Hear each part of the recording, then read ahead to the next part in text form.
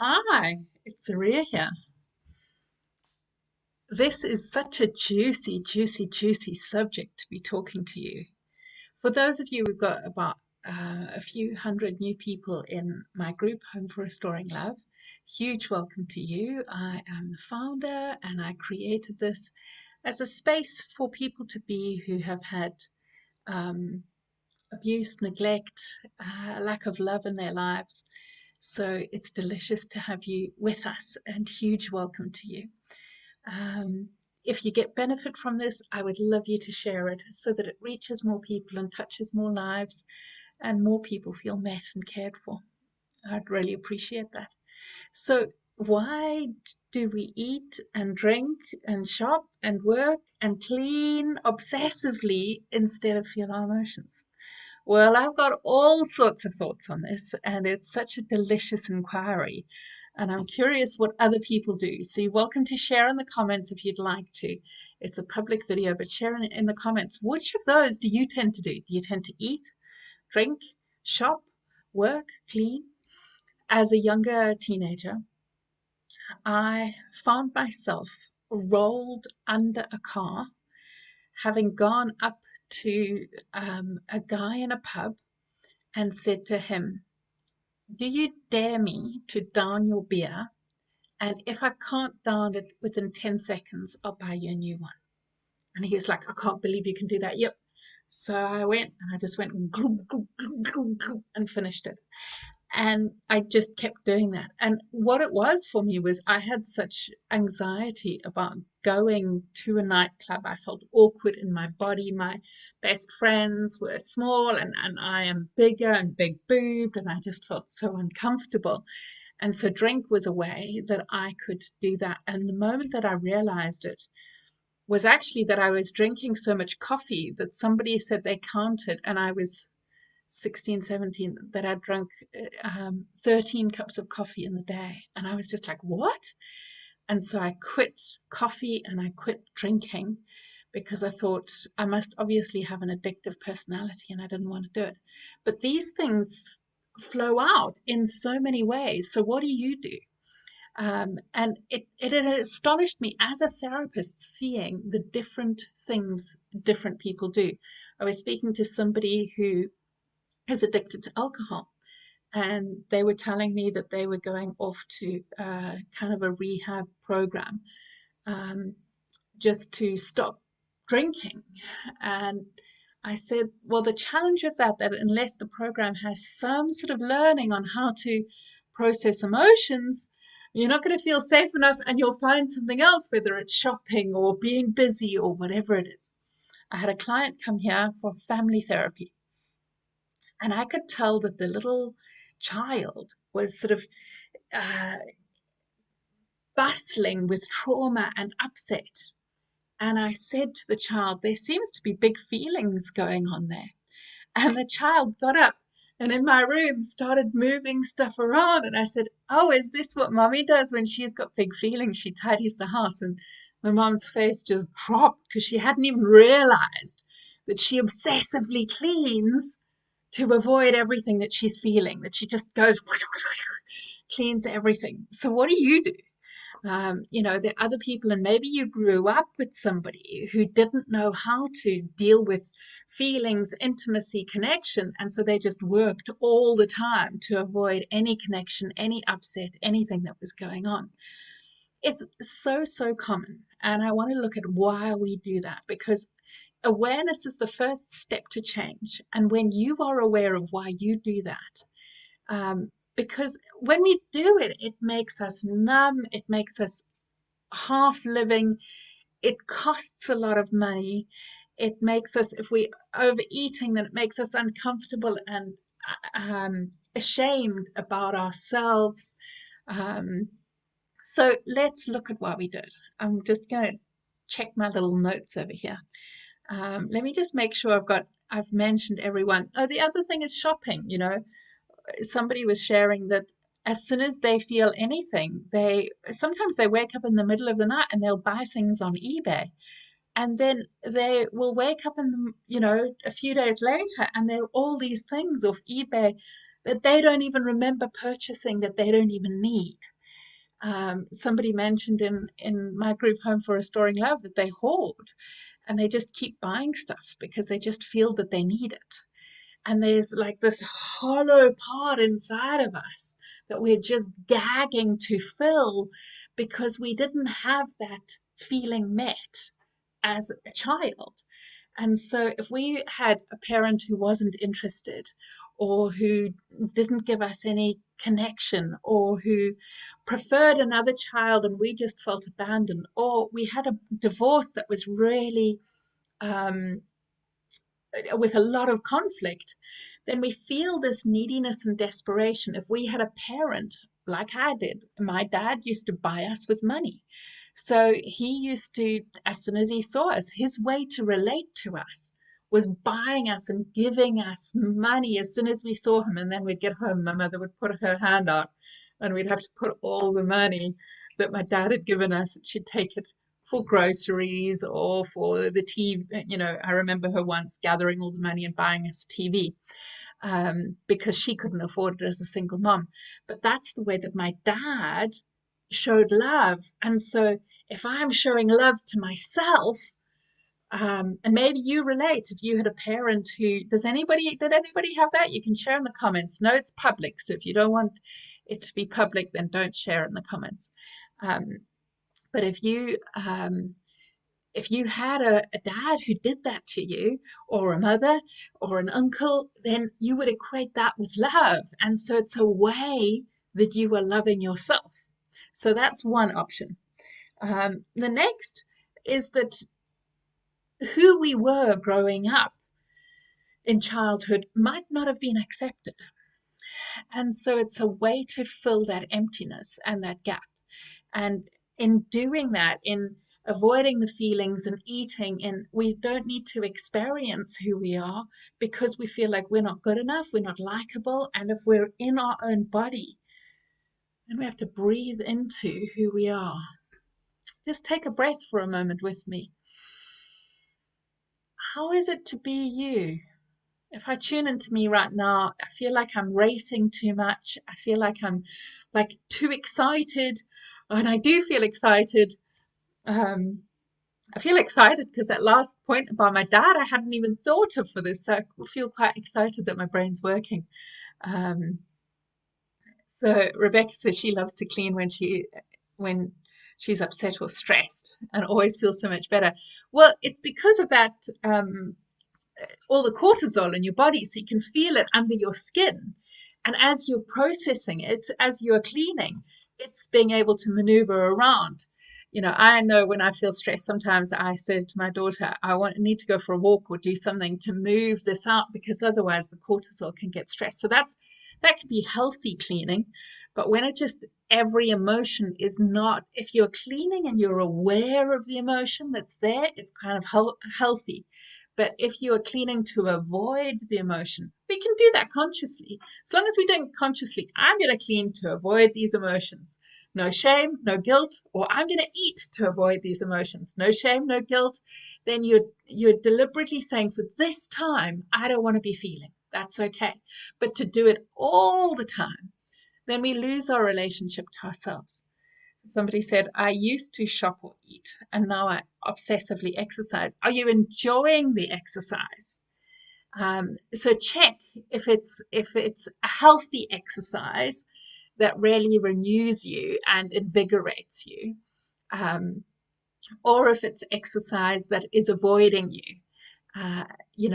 So just check into that and notice, like, as you're exercising, see, is it sparking joy for you and really, really enliven you? Okay, so let's carry on with why we eat our emotions. So one is, we shared that was the programming where others gave us like money, and that was the way that we got to feel love. So we eat for love, or we shop because that's what was loved for us.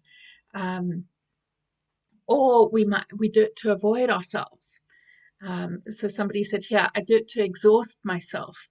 But there's still the feeling of anxiety there, because if you're exhausted, then maybe you'll sleep, because otherwise the anxiety keeps you up.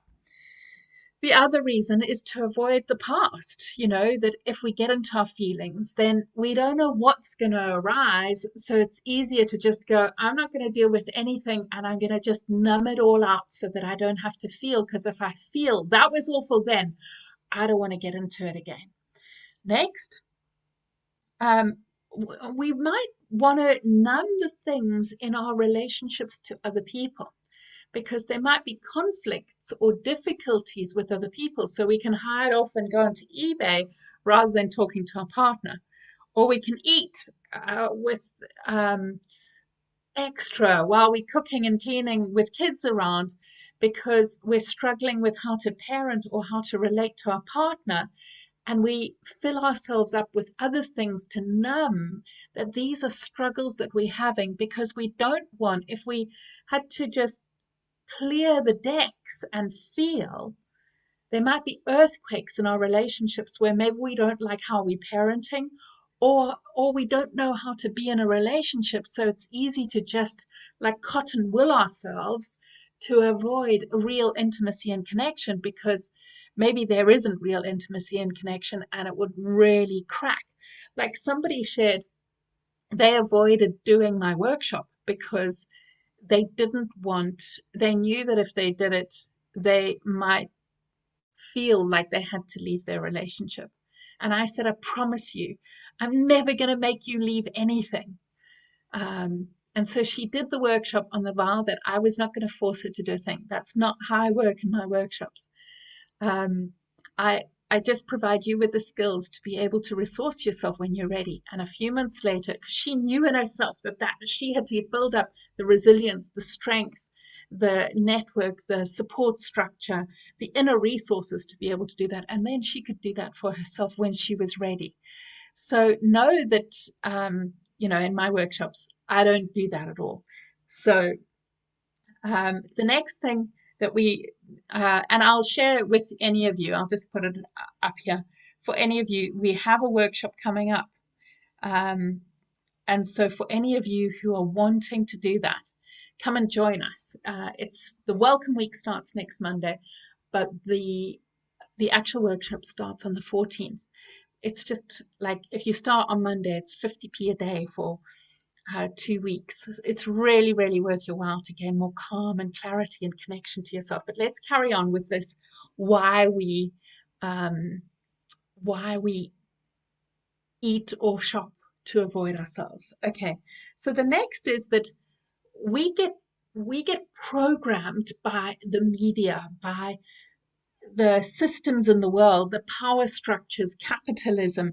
They want us to be numbed and dead to the world so that they can program and form what they want us to be thinking and doing, so that we're spending more, feeling bad about ourselves.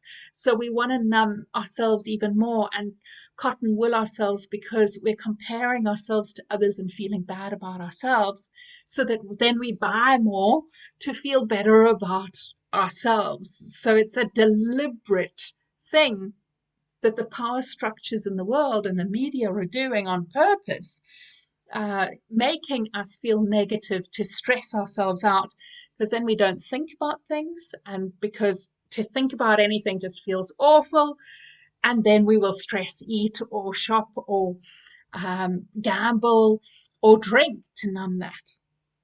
So we really don't want those power structures in the media to win and control us. Let me just check. I recently found I was buying pastries and bread to fill up and comfort myself. It felt awful as I'm gluten intolerant. It was like punishing my body. So I really get that. And I would love you to separate that, because, we weren't taught how to comfort and fill ourselves up. And I'm going to be teaching you how to do that in this coming up workshop, the Tame the Triggers workshop. So come and join us, because you'll learn how to do that in there so that you meet yourself. And it's just 10 minutes a day, every day, where you can watch 10 minutes and notice every day is a different skill on filling you up with love and learning how to meet yourself in a healthy way. And I really want you to separate that energy of I'm eating that but when you're gluten intolerant, so there's also this, notice what other feelings there are, because on the one hand, it's to comfort and fill yourself up.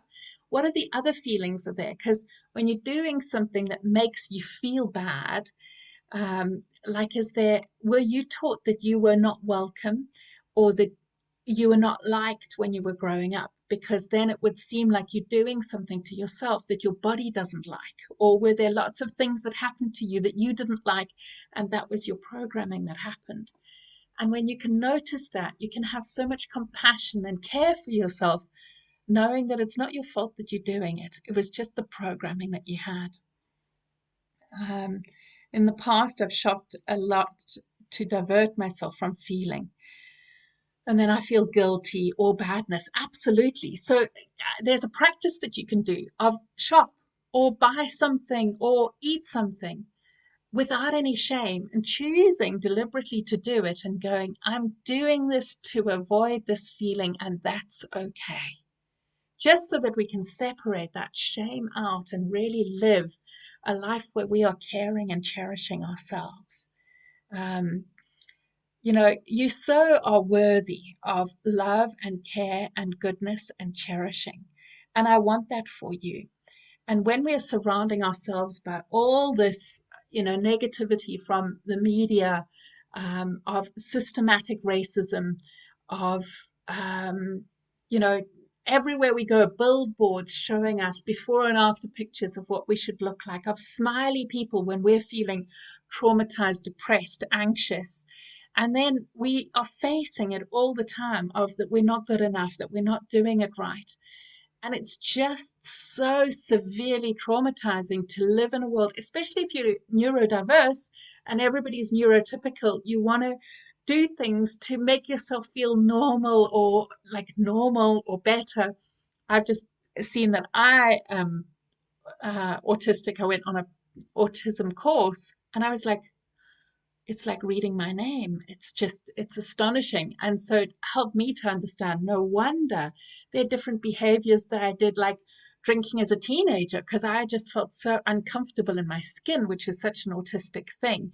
Like I would want to hide, or I would do things really loudly to mask what I was feeling.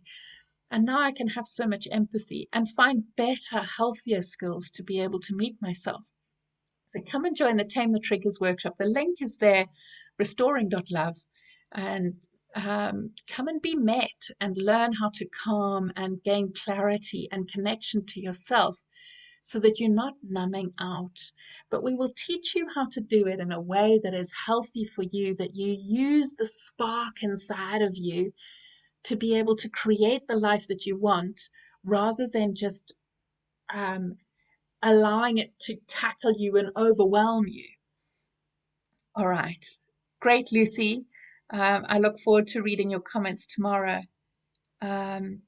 So somebody said, I was told I was worthless in my family, and I felt unloved and unwanted, and it haunts me now, even as I'm an adult. It makes sense that it haunts you now, because if you're told that you're worthless, unwanted, and unloved, that just makes me so teary that you as a little child were told that. A friend on Facebook asked me today, or asked all his Facebook friends, how often do you cry? And I was like, oh, not very often. And then I was like, oh no, God, I cry every day reading the stories of everybody. I feel for you so deeply that you were told that you were worthless and unwanted. And I am so sorry that any person did that to you. You only deserve to be told that you were loved. And that's going to take you so much gentleness, and it might take rage to overcome that. I know for myself, when I was being meek and mild and sweet and nice, I wasn't healing. That actually it took me getting angry for me to have the energy, because I was so depressed and the anxiety was making me do things to numb myself, that it actually took me getting pissed off to have the energy to catapult myself into healing, and not caring about being nice or sweet, but really being determined to create a life that I really loved, that was worthwhile, that made a difference, that made me feel happy about being me. Um, and I so get that. There are moments that I'll get triggered and, you know, feel in moments just crushed by the shame of what I feel to be me. And then I have to separate that out and look at this little child inside of myself that so deserved love. And I'll teach you to do that in the Tame the Triggers workshop. I hope that you will come. That's the link just below. Where is it there? Just type that in and I will come and join us so that you can get met with love and care and goodness. So I'm going to summarize quickly of what I shared, of why we eat or shop or buy, we said that, or clean or drink.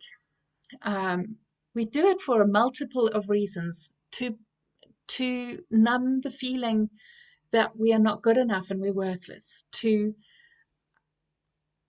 do it because that was what we were taught love is, of overeating or over shopping, and that's the way that we can get that feeling of love. We do it to avoid the reality of the conflicts, the volcanoes and earthquakes that are around us, in whether it's our own parenting that's upsetting us or a relationship or somebody else's relationship. And we just do it to numb ourselves because we know that the consequences feel uncertain and scary. So we'd rather stay in a toxic place because that's what we know, that's what we were programmed with, and that's what we feel we deserve. And then because of the whole power structures, systemic racism, and the media that keep people low, controllable, and forced to buy into capitalism and various other things, so that we keep buying, we keep doing things. They want us to be feeling stressed and awful about ourselves. So we keep eating, shopping, drinking, because it all makes money. But it numbs out our lives. And I don't want that for you. I don't want um, that toxic capitalism to win in your life. So if you want to shift that, then come and join us in the Tame the Triggers workshop. A welcome week starts next week, where we're going to navigate how do you find space and treat yourself like you matter and grow the belief in you. And then the following week, we're going to look at the 5 things of taming the triggers. I can't wait to see those of you who join us there. And I hope that this has been helpful for you. If you found it helpful, please share with those you know who are eating, drinking, smoking, addicted to shopping, obsessively cleaning, or workaholics, so that we can make a difference in their lives too. All right. Sending you so much love. In a couple of days, I will do, I can't remember what I'm going to do another one on, but come and join us in the Tame the Triggers workshop, and I'll make an announcement. I think it's on how to shift from being proactive to, or reactive to proactive. Come and join the Tame the Triggers. We would love to see you there. All right. Bye.